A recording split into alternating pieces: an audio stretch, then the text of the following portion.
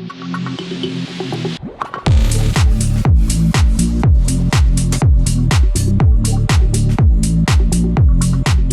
there fellow current or possible future Samsung S21 series owners, my name is Victor from PhoneArena, and as you might have already read on the title, today we'll be taking a look at some cool tips and tricks in regards to the Samsung Galaxy S21 family and how they can help us feel more at home with our new device.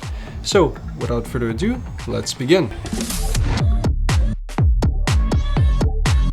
Starting off with tip number 1, in case you're new to the Samsung lineup, as of recent times, the new S series do not power off by holding the power button, but instead from a button from the notification tray. Some of us are actually not a fan of that, so you can fix that real quick if you just navigate to the advanced features and settings over to the side key, and you should be able to enable or disable the option for turning off the device from there. Also, if you are planning on getting the new Galaxy Buds, I'd recommend you enable the option to charge them wirelessly on the back of your phone with wireless power sharing. The option is available in the battery care page in settings, over to wireless power sharing where you can enable the option.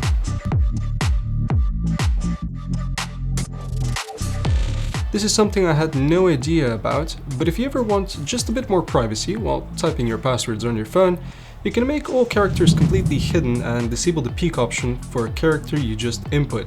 This option is available in other security settings, make passwords visible. This of course is not everything the S21 has to offer, since we can also disable any sort of diagnostic info gathering and the like from privacy, send diagnostic data and marketing information and personalization and etc. Same goes for ads. And tip number 4 is rather surprising for me. Since Android 11, Android Auto is now available in wireless mode if your car supports it.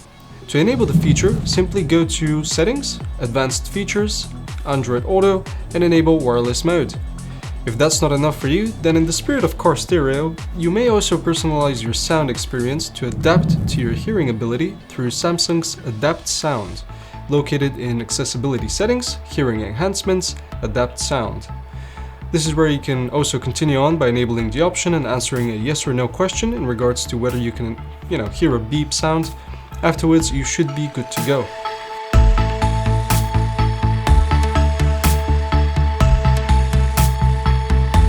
Additionally, if you followed more recent tech news, then you probably know that the S21 Plus has an ultra smooth 120Hz refresh rate display, so I suggest you enable that unless you want to save some battery and disable it.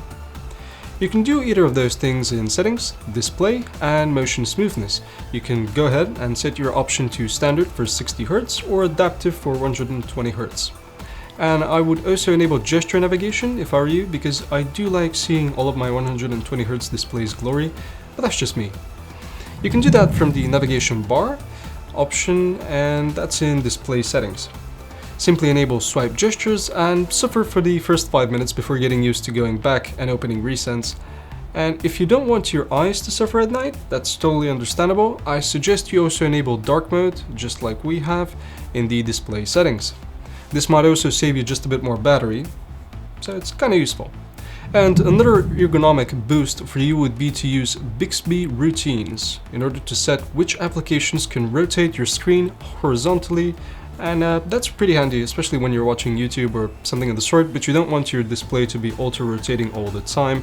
Now, in case you're still watching, I'll let you in on my secret of how I managed to take screenshots without the status bar. It's rather simple. If you just navigate to Advanced Features and Settings, over to Screenshots and Screen Recorder, hide Status and Navigation bars, and disable both the nav bar and status bar from your screenshots.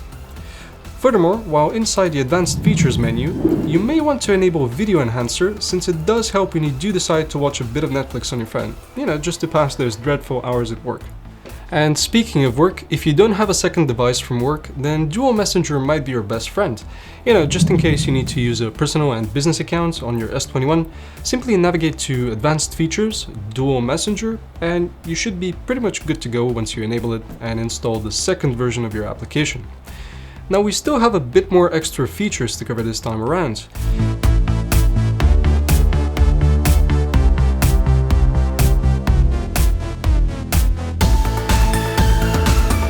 If you're a mobile gamer, then you'd be delighted to know that the Game Launcher application on the S21 is packed full of features.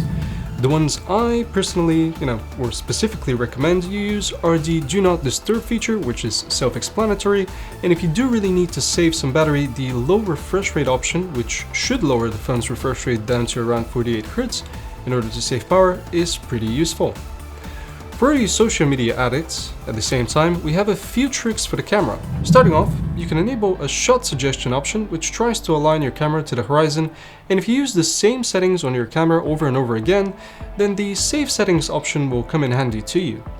Additionally, if you have followed recent news, the S21 lineup is also capable of a new director's view mode, which pretty much lets you make video and preview all camera lenses in real time and switch between them while recording, which is pretty useful. But if that's not your thing, then perhaps you're more of the person who would like to take a stress-free video of tourist spots or videos of friends and family, which is why I'd recommend you also enable video stabilization if you haven't already.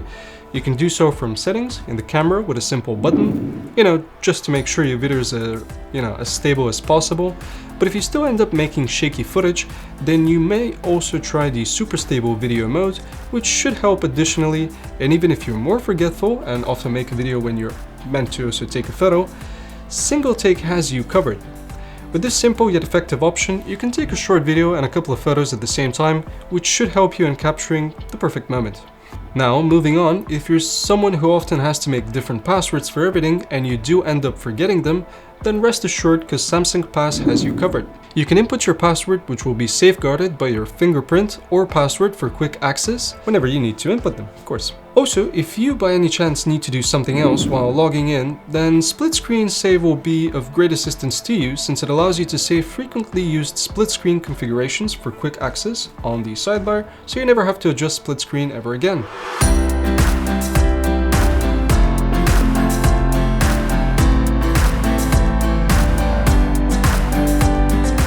In regards to the Samsung S21 lineup, I think this year around there are quite a bit more interesting options compared to last year, and while we could argue that phones used to evolve quite a bit faster than before, I still think this is a pretty neat device to consider, and I think this pretty much sums up everything we have for the S21, and this time around it was pretty interesting, but you can let me guys know in the comments down below if you have any other neat tips and tricks for the device, in case I've missed something.